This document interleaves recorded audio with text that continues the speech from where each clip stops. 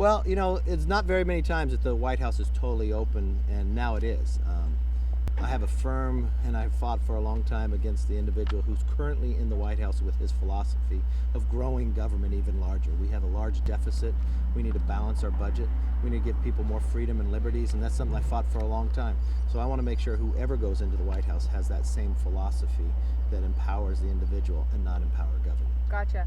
Paul Ryan stated he's not sure who he'd like in office yet. Do you have someone that you'd like to back up at this point? Look, I've always said that I will support whoever becomes the Republican nominee, and that's what I will. I spent 8 years fighting the Obama philosophy of bigger government. I do not want another 4 years added to that with Hillary Clinton. And so I know next week we're going to be sitting down with Donald Trump. It looks as though Donald Trump will be the nominee. I do have some differences of opinion. I want to make sure we have a strong conservative on the Supreme Court. The Supreme Court's very important to me. I want to make sure we have strong conservative ideas coming out that will be signed into law. And so we'll sit down with Donald Trump next week. That's exciting. So would you be willing to back up Donald Trump then? Yeah, I want to unite this party. And I talked to Paul Ryan today. I respect his opinion, and the number one thing he told me is he wants to unite the party. That's why we're looking to having the meeting with Donald Trump next week.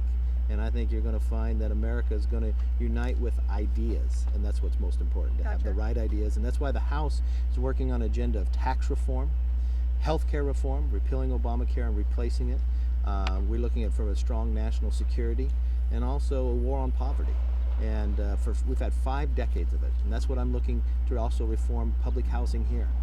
If you put a time limit and move people into the private sector, into purchasing their own home, the community is stronger that way. And that's what the reform is today that I introduced.